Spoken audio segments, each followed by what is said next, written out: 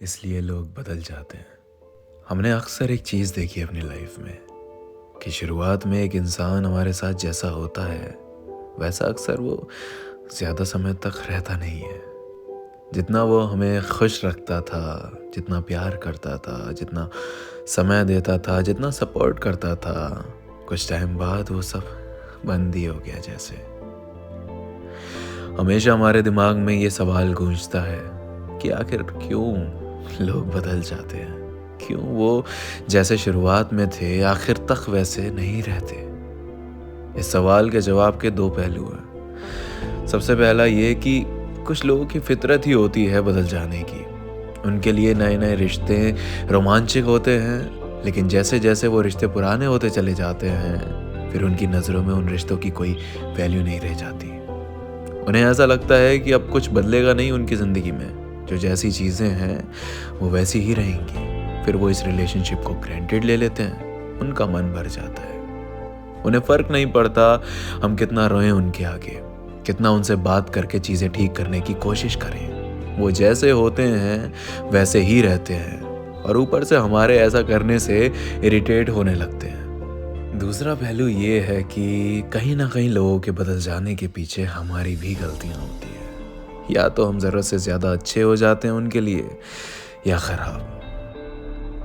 अच्छे मतलब अपना हर वक्त देना उन्हें, उनके लिए 24/7 अवेलेबल रहना, उनके सामने हर बात पे झुकना, हर वक्त उन्हें मनाना, अपनी गलतियों पर भी और उनकी गलतियों पर भी।